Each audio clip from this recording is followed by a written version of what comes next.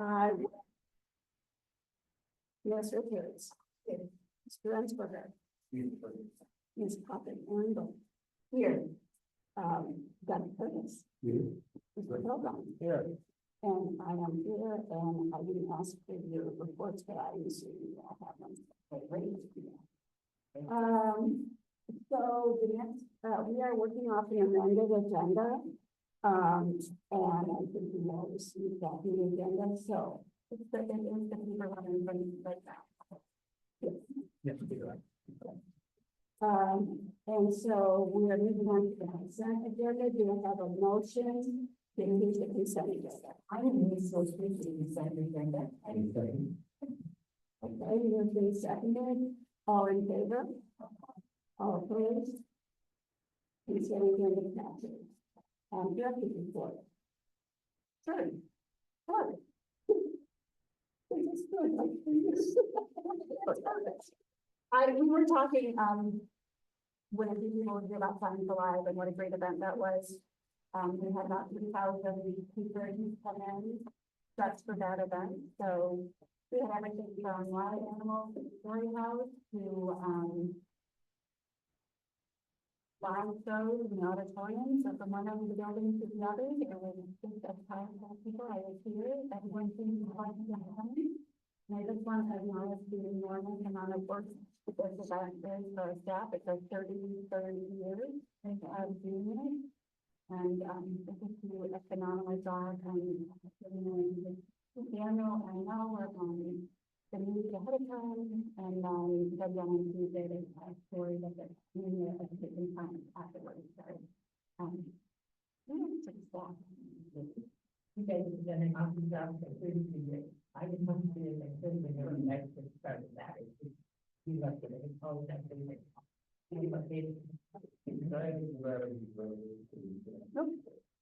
I came by. But first of all, where else would I better find it? But looking at those kids, you can see someone who's seen things they never saw.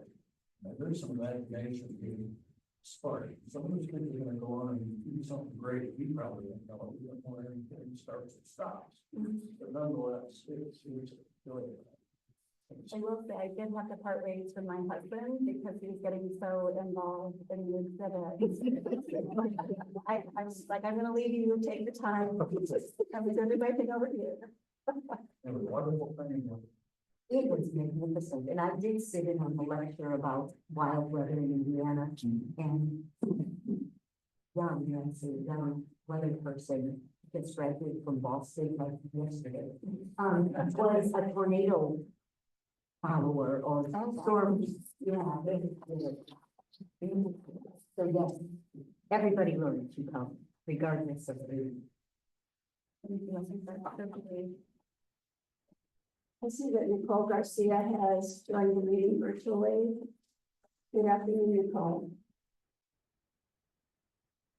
Hi. We are watching Senate Bill 1. In its current, it has passed the Senate and moved to the House in its current version. It caps our levy for next year where it is now. So we would not be able to increase our income from property taxes next year at all. 1% in 2026 and then 2% in 2027. So obviously, since our ability to levy compounds, it has lasting and long-term effects. So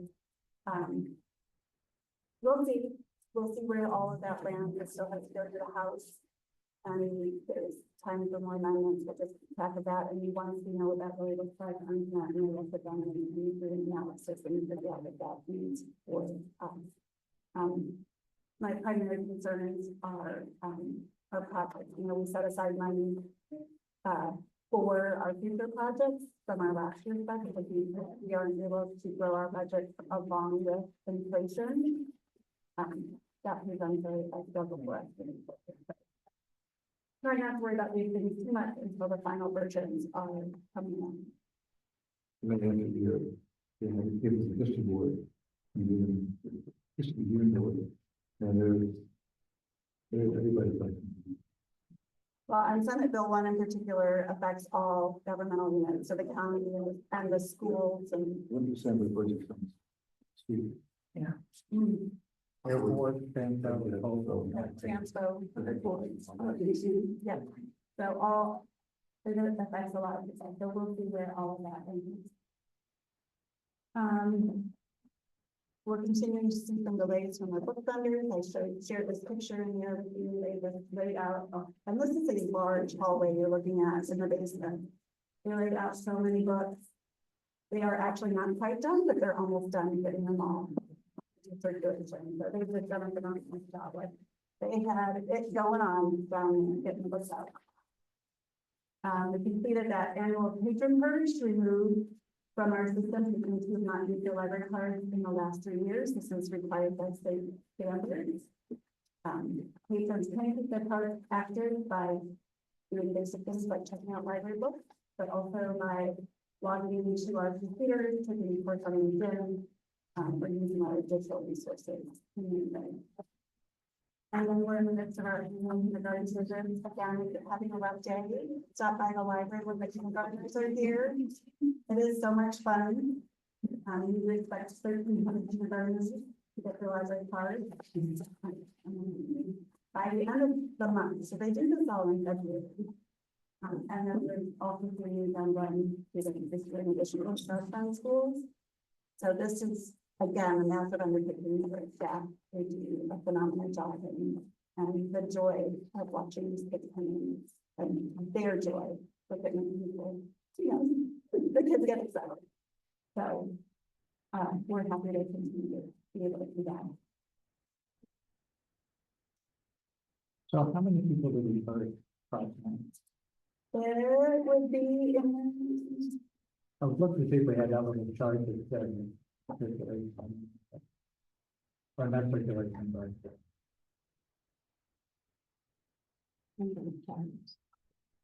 And you don't know, obviously. I don't know off the top of my head, I just. it's every. I don't know off the top of my head, I can tell you that. By the way, I like how we put it in the meeting room, you tell us the different groups. That. Oh, Ron had about that. I like that. I mean, and I've noticed several of you group in categories, but the ones that are the one-offs, I think it's good for us to get a sense of how broadly it is. And then it's made it clear, as you see, it's not only is it here, but we had 65 reservations and, the France had, France. Yeah, RBS, That's right. yeah. Yeah, I have your money. Oh, 7,815 to a third. Because our total circulation is several. I think we have 56,000 active users. So, Does that affect how many you get things and they change it and then put the two things beside a library system? no, our taxing district is by township. Oh. I mean, when it's. Yeah, yep, good question, yep. Because for schools, it's not for that, but not for us, it's our township. All right. Okay, do I have a motion to accept the director's report? So move. Discussion? All in favor, say aye. I'm sorry, all, I think we both participated in the roll call. All right, thank you. All right, we are doing a roll call. Ms. Richards. Mr. Winston. Ms. Patrick. Aye. Dr. Curtis. Aye. Mr. Feldbaum. Aye. And I vote aye. I thought you said she can vote, but we have to do roll call. She can't vote on the budget. Was I say that's okay. I'm gonna do that. If someone participating remotely, We have it has to be a roll call. Okay, but Dr. Garcia. Hi. Okay. As long as everybody can see them. Okay, thank you. Patron engagement report. Yeah, well, I get a couple photos and it's first called. And then to Jason, not only is on the. I'll try. So Jason Reynolds was here on January 24th. It was a pretty amazing event. I've seen him speak before at a library conference and it's very inspiring. And the two top team titles were actually Jason Reynolds' books. That was a cool connection. Let's see, I wanted to point out that the door count in May at the main library increased by 130%. We definitely noticed that at all of our student stuff. And Lakeville and Tut also saw an increase in both door counts and circulation in the center township beacons are going to those three locations. I think it's great that they're sitting with us, this pivot is up a little bit. Then I did list some of the meeting rooms, the books, or the groups that are using our meeting rooms. I thought it was a really great variety, like Tuesday night Toastmasters, Girl Scouts. First, I had to include VITA because I'm a volunteer in that program, it's volunteer income taxes. And sometimes when I've been here, we can hear the Caledonia Guilty Pipe Band, which is also very cool. There's a lot of activity going on. We always have a lot of baby showers, birthday parties, and other celebrations. Yeah, oh, and there was a 72% increase at noon in medium reservations. Just for Jane, Just for your, from last year, yeah, from 2024.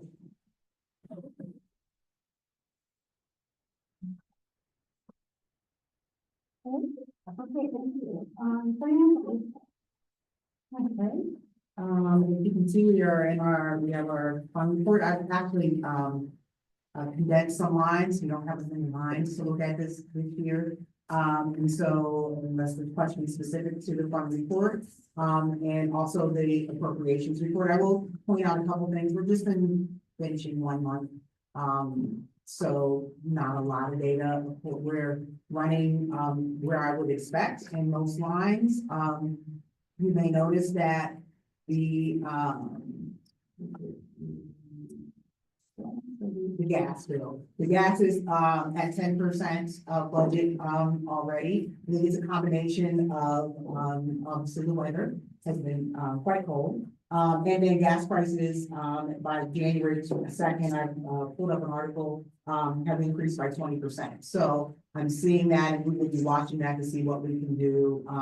If there is anything to mitigate that. I think we've only had maybe one branch that's had some heating issues. But other than that, I'm just gonna continue to watch it and see where we are and work with Joe if we can to see where we are with that. Anything else in general, where what I would expect, if there are some higher numbers percentage wise, it's because those are the things that we do more so at the beginning of the year versus at the end of the year. So are there any questions specific to that? Since center is closed, if you lower the air or utilities change because the brain. I'm gonna ask. I don't think we've done anything, that we got contractors, Yeah. they're working. Yeah, certain incentives. Yeah, they have to have a certain temperature. For what they're looking at. Yes.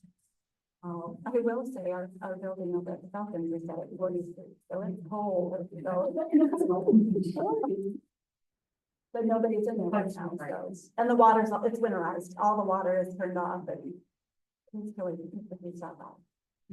And we do have utilities on there. The only one that's not on at the new building is the water. It's a little bit more involved to get the water turned on and get it in your name. So it's not, in my name yet, but if we've got the gas in the electric bills. Like you said, it's only 43. Yeah. The only other things I have kind of, just to add, to that is, of course, Trust Indiana, we're still doing well there. Our rate is 4.3722%. So I think that we're doing still continuing to do well and keeping a lot of our investments sitting in Trust Indiana. We could have highly, we could have highly trained in Scotland. We also have included some investing in stock. Yeah, so, right, so they are, even though we don't do the stock market, we are able to invest in commercial paper, which is within trust, maybe that's somewhere that, something that, normal folks can't, necessarily invest, but that's things we are able to do that. Well, let me refresh my memory, this is only for the government agency, like library and. It is for governmental agencies, so library, In the state of and only in the state of Indiana, so the school corporations can, and, I mean, whoever chooses, counties, townships, yeah, they can. Oh. Yes, they can, if they so choose. I don't know that, I do get a percentage.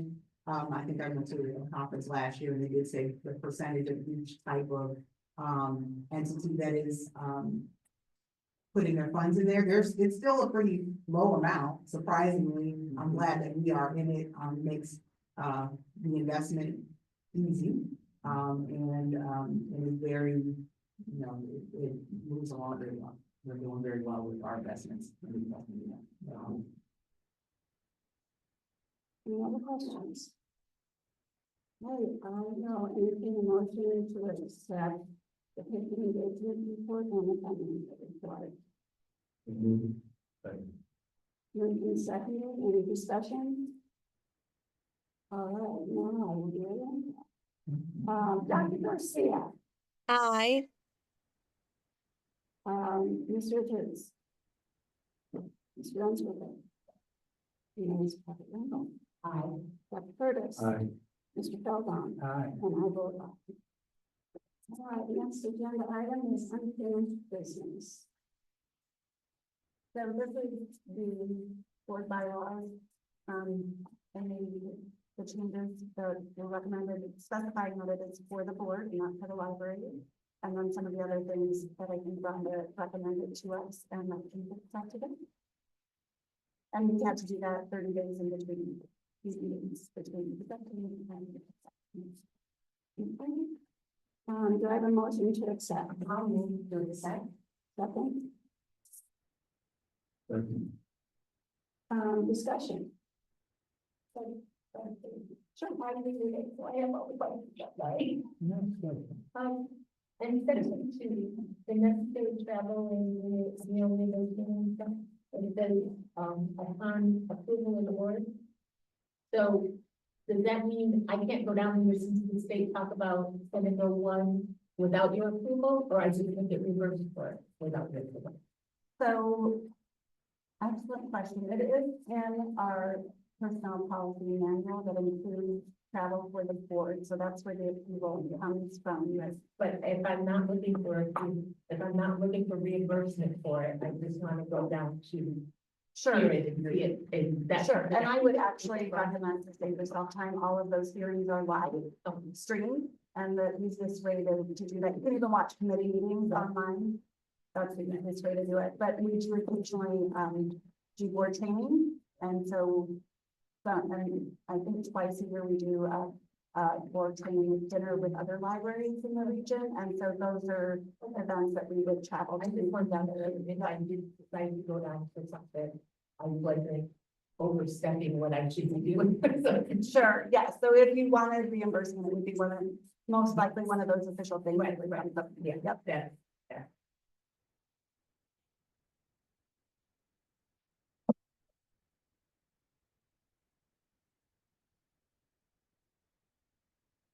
in section 2, number 2, section 2. Or article 3, section 2. The director shall impose the writing and impose administrative regulations and procedures.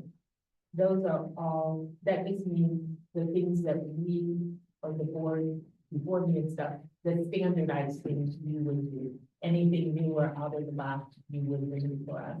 So policy is what the board approves. Okay. Procedures are how we make it happen, and then we write those. So, for example, the board might approve a policy on, Our meeting room. our meeting room policy. But we might have procedures about how those rooms get set up and torn down. So the procedures are something we write Alright. And they don't have to come to the board. Right. The policies on who can use it, Right. they do come to the board. Okay, that was Whether you're new or. Yeah. that's kind of what I thought, and then I just wanted to make sure I was clear. Sure. And.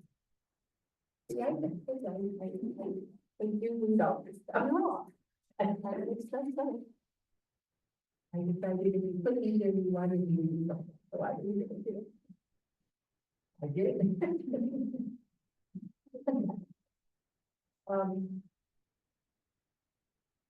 In article.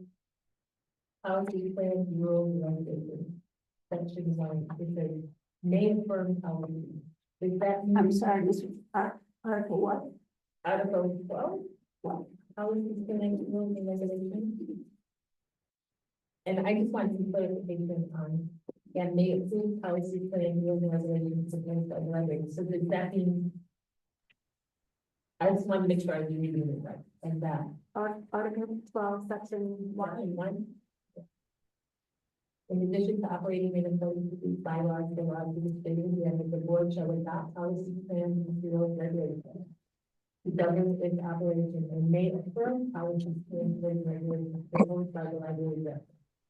Certainly. So that means if you come up with a policy that we need here, as long as it's not out of line with what the state is telling us, we can approve what you said Right. or what we come up Right. with here. And typically, we write policy Right. and then we bring it to the board. Right, and I just wanted to make sure that I was reading that and understanding that correctly, as long as we can make policies for our library system here at the board and with you. Right. But we still have to be aligned with what the state has done. Absolutely, 100%. And that's part of my job is to know what Right. those library laws Right. are. And if I have questions, that's what my. Right, right. Okay, that's all I do. All right, perfect. Any others? I will entertain a motion to. Yes, we did. Thank you so much. Thank you.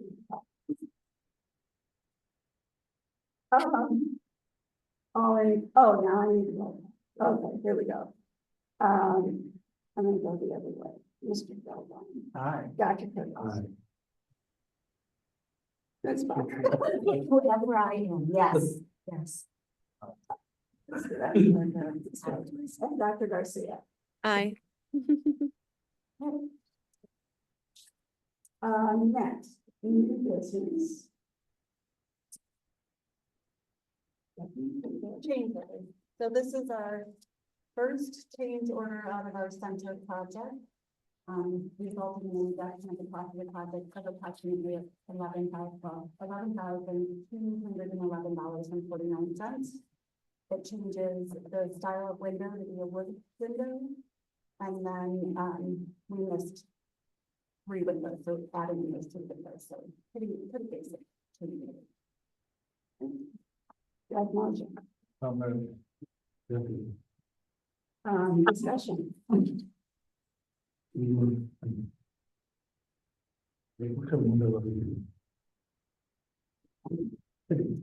Pretty good. Yeah, all the windows. I know that. But what, the thinking that you're thinking that you would, what It was? was, Oh, I wanna say it was aluminum, okay. but that building, the wood windows are a better look for that building, and it's a. But it's the Oh. E-Series 5 double R. Thank you. You're going to do that.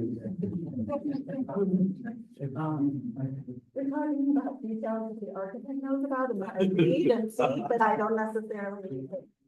Good windows. Good window. Good windows. The current ones, have water infiltration, as you can see some water damage on the interior, so that's why we're replacing all the windows as part of this project.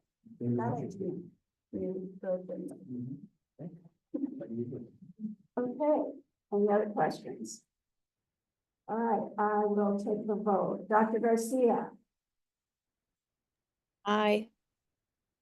I think you're on mute. I see your mouth, and so I'm gonna take it as a no. Aye. Ms. Richards. Mr. Rensford. Ms. Patrick, I, Dr. Curtis, Mr. Fellow, and I vote aye. All right. Next, save your copy. So we have my memo in here, and we have done an evaluation of the revenues and expenditures in that department, and considering staffing costs and all that. So we believe that the best course is to no longer continue with the coffee shop. I will say that one thing we've been considering for a long time is how to get a staff member on the first floor of the building. People coming into the meetings are often at a loss of where to go. And so we had initially thought we were going to do a mobile desk in the vestibule somewhere there, but we think that the coffee shop, the current coffee shop would be a really good welcome center, and to have a copier printer there, because we get if somebody's in this building for a meeting and they need to print something out real quick, they gotta run all the way over there and all the way back to their meeting. So I think that's a good use of the space. Okay. Do I have a motion to accept this recommendation? Yes, I'll motion. Sadly motion. But I love the idea of having a welcome center, because we see people wandering around not knowing where they're going to this. Any discussion? I think it's here. So, and I recall one of the people was very fervent, and everybody right. It seems perfect. Coffee shop, library, books, but it isn't. Yeah. It's selling $3 coffees for the staff. So is the noble. All right, it's been moved and seconded. Do you have any discussion? Is the thing that they just spend funding or are they going to be availability or any of that No, just the copier. Okay. Yeah. All right, so I'll take a vote now. You should vote. Aye. Aye. Okay, Mr. Dunsmore. Mr. James. Dr. Garcia. Aye. Can you hear me? Okay, motion passes. Next, program policy. This year, we're recommending no changes to the program policies, section of the public service policy, and the policy concerns library sponsored programs, tourism and outreach business. And there's a copy of the existing. This is just an annual review of that policy. Okay. Hold on.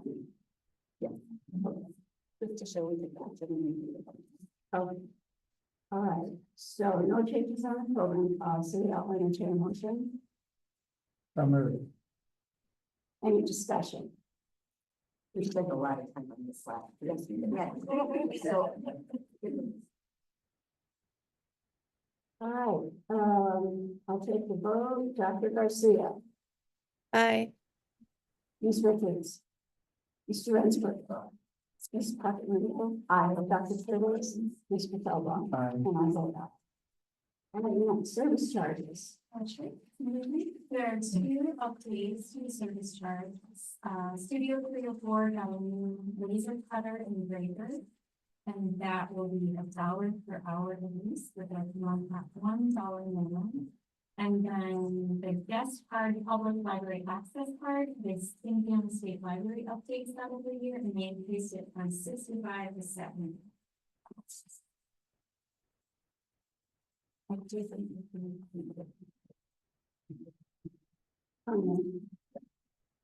For the remote participants to not vote. She looked away at Once again. Showing that not vote. So a board member participating remotely cannot vote for. All right, do I have a motion? Second, discussion. a question about the laser cutter. someone regularly done, what materials are we going to fill on? We're using all material, wood, metal, and acrylic. Acrylic. That would be like a tongue work, like a water bottle. Another class for the use a lot of really bad things. I wonder if you have.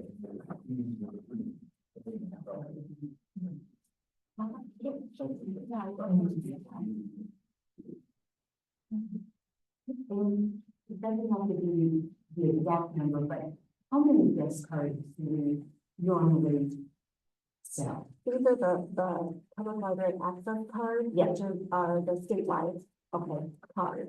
And a handful, and that, three, not here. Is the laser printer, I think it's going to be. It's in Studio 304, you're at the main one. Is it a separate space in New York? Because there are all of those rooms in there. That, we that require. You're talking about 3D printer, the 3D printer. I think it's- It's just more fun. It's not, you know, The cutter is literally generating things. We'll double check that all the safety protocols are in place. And they're very easy to find just down here, but we'll double check it. See better.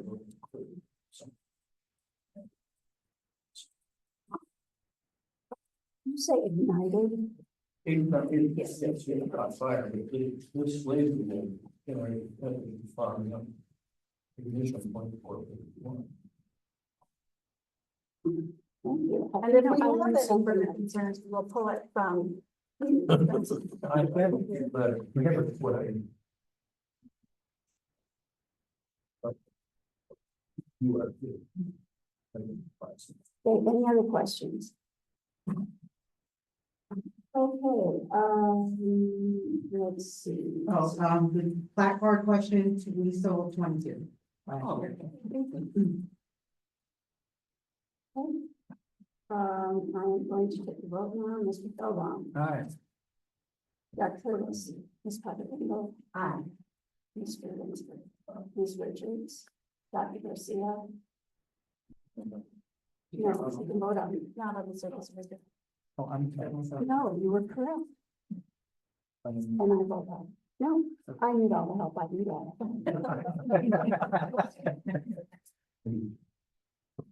All right, so there's a, yeah, we know this.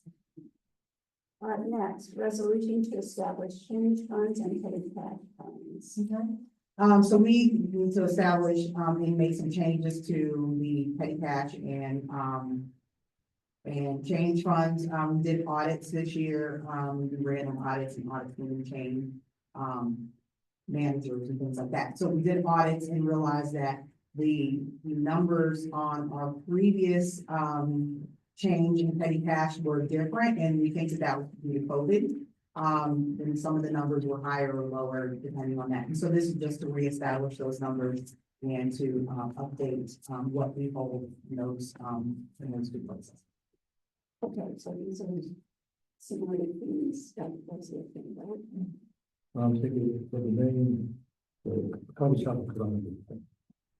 Yes, we would take the coffee shop out after that one, yes. What's the rest?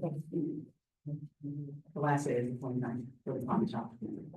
March 29th. Yeah, not like you, but, for Nicole, not, she won't be able to vote on this thing. All right, do I have a motion? Second? Second. Any discussion? All right, Mr. Feldbaum. All right. Dr. Curtis. Mr. Pepperell. Aye. Mr. Lansford. Ms. Richards. And I'm good. All right, other business. Okay. Any other business? Okay, next. Hearing with visitors, do you have anyone signed up? Yes, one, Okay, Sue Castle. okay, let me read the statement. At regular meetings, the public is invited to address the board during the public comments section period of the agenda. Individuals may only speak once for 3 minutes during this time. Each individual must use their own allotted time and cannot be given to another speaker. If you wish to give public comment, you must sign in at the beginning of the meeting. When your name is called, speakers may approach the podium. They shall properly identify themselves by stating their name and address for the record. Personnel issues are not to be addressed during open sessions of the library board. Please be respectful during the comment period. This includes not interrupting others and ending your comments when your time is up. Since the board acts as a unified body and not as individual members, the board listens but does not respond to public comment. Sue Gressel? Yes. We all know the ability to read is foundational to lifelong learning and personal success. Studies show that children who do not read proficiently by 3rd grade are 4 times more likely to drop out of high school, and many go to prison. Early intervention is critical. To support our community's literacy efforts, I propose 2 complementary initiatives: Reading Kits and AI-assisted reading lab. The Reading Kits are designed to make reading accessible and engaging. Children of all ages who may not have easy access to books or literacy resources at home. I gave an overview of these the last time I was here, and I suggest these kits have QR codes that can directly link to helpful training videos. AI-assisted reading labs are an innovation that provide personalized reading support for both children and adults. AI tools can offer adaptive reading programs, real-time pronunciation guidance, and engaging games to boost comprehension and vocabulary. For adults, the lab could offer support in speed reading, advanced comprehension, and even literacy for non-native English speakers. AI can also assist those with dyslexia by changing fonts. There are 20 ways AI can assist someone with the reading. I've detailed them here. Imagine a 3rd grader struggling with reading who can now practice with AI tutors and adapt to their pace. They have found that they're more patient than the human tutor. And it's an effective solution to one of our community's most pressing needs. We're at a pivotal moment with advancements in technology and a renewed focus on community well-being. We have a unique opportunity to make a lasting difference. We can provide inclusive, equitable access to literacy to all members of the community, just as we innovated right here by being the first T1Y in the country years ago. I invite you to imagine the ripple effects: higher graduation rates, more confident learning, and a stronger, more connected community. Let's work together to ensure that every child and adult in our community has the chance to unlock the power of reading. This is I'll pass this along. This has details of the 20 different ways AI can assist with reading now. 30 seconds. So hopefully did the reading kits pamphlet get distributed to all of you the last time I was here? Yeah, it was very interesting.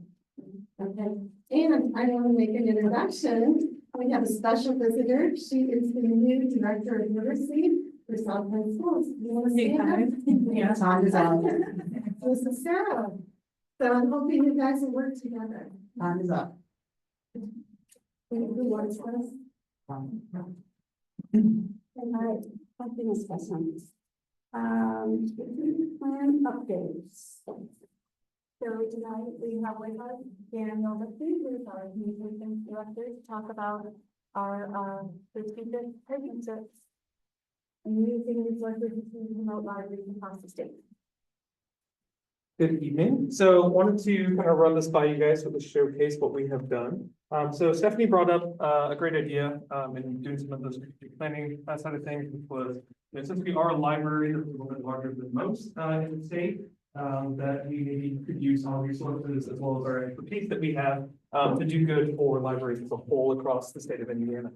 And then it just so happened at the time which we were working on it, that during, I believe it was the conference we were speaking about with Jason Reynolds, The president of the Indiana Library Federation happened to also be in attendance that evening and was chatting with Stephanie, who mentioned that they would be at the State House the following week to present for their State House Day. So they were currently working on some posters that they were planning to do for their poster presentation during that day. We were asked if we could maybe take some of our ideas that we had for our My statewide dog's initiative. better. I'm just, he won't say I it. know. That's his team, but they liked ours better and asked if we could do some of the State House Day in the library. I appreciate that, yeah. So we decided, all right, why not? Let's see what we can do.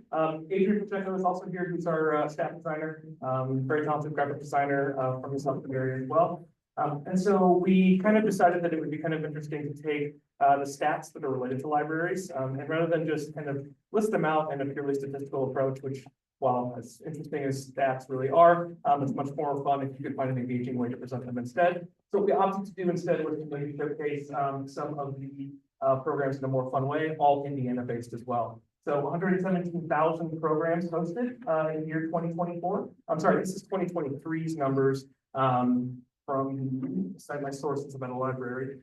Indiana State Library's annual report of public library use in 2023. So this is public libraries, not academic. 152 programs per point scored by Caitlin Clark in 2024. Hopefully some of you have some Caitlin Clark. 21,491,630 total library visits in that year. That is more than 4 times the amount of corn acreage harvested in Indiana in 2023. We got pretty detailed about the stats. We did do some fact checking as well.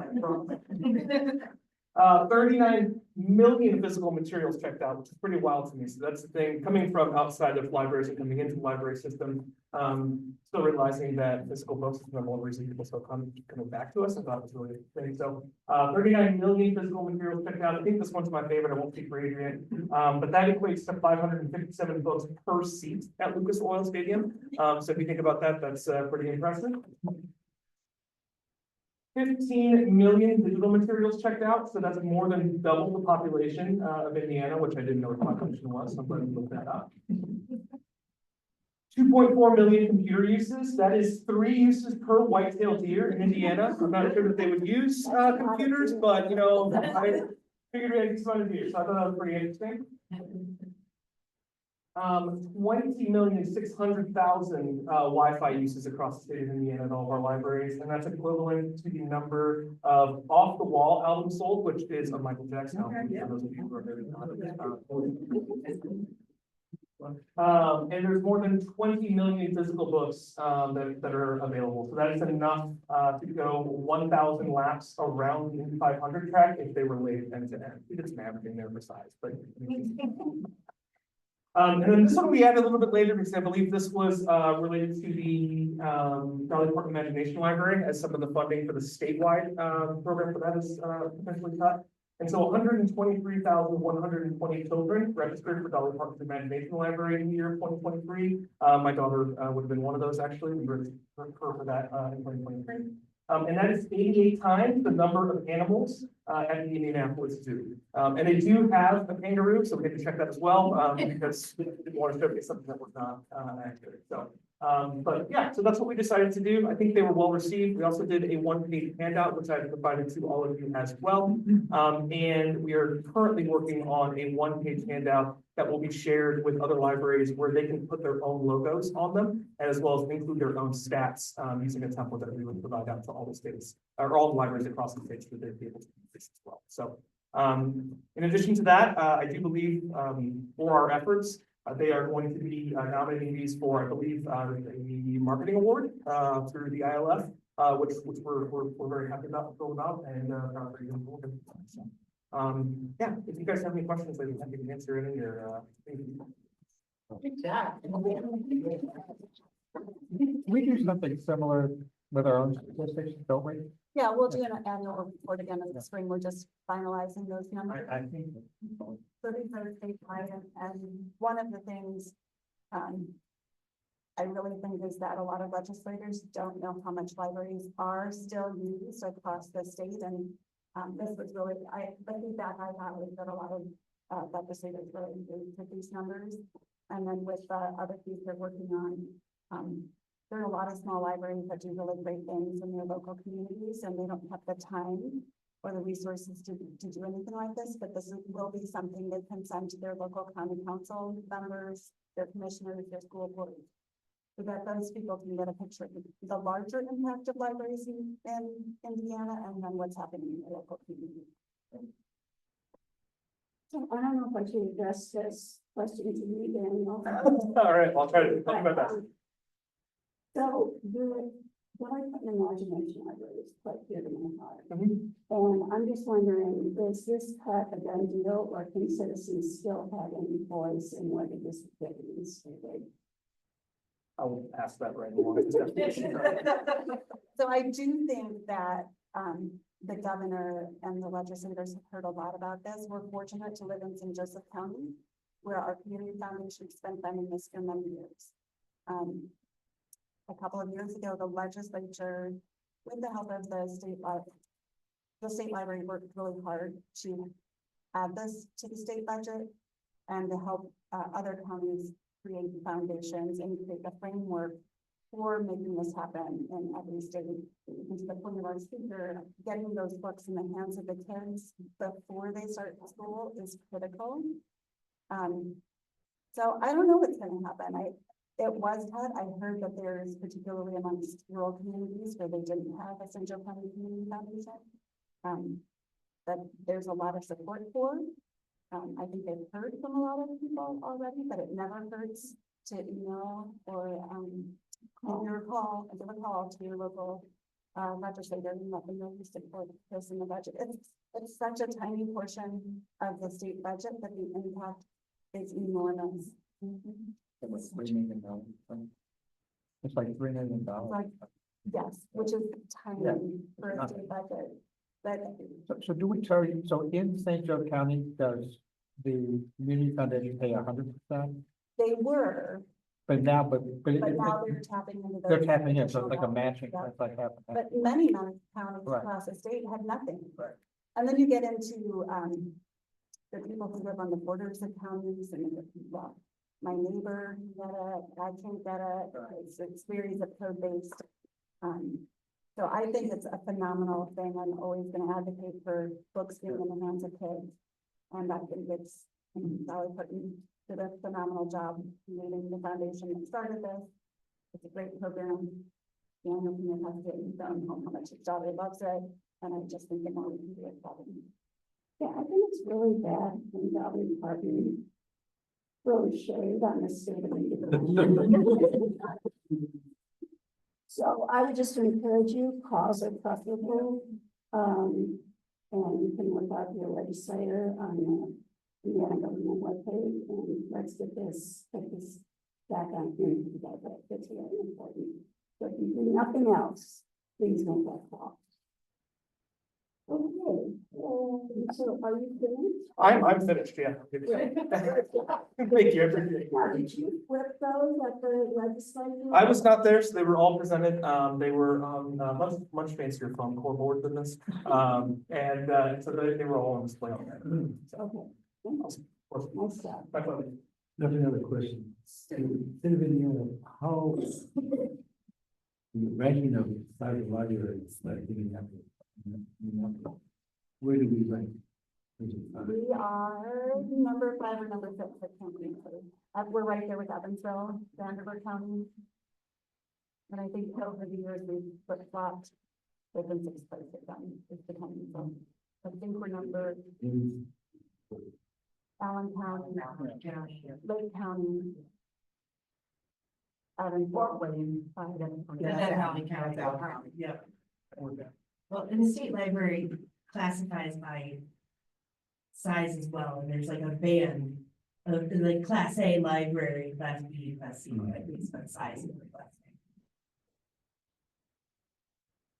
Thank you. Moving on, our next library board meeting dates are Monday, March 24th here in this room, and also Monday, the 23rd here in this room. Do I have a motion to adjourn? I have the number on election manager for the number of pay counts. The total It's 3,340. We were talking just the plaque cards, we had that interesting. Just a black one. Oh, okay, yeah. Oh. Thank you for your digging. You were funded. Do I have a motion to adjourn? Okay, roll call, take it up, please. I guess, Dr. Garcia, I couldn't hear you, Ruth. What'd you say? We're adjourned. Yes. Oh, Okay. yes. Ms. Richards, Mr. Rensberger, Ms. Parker Lingle, Dr. Curtis, Mr. Feldbaum. Meeting adjourned.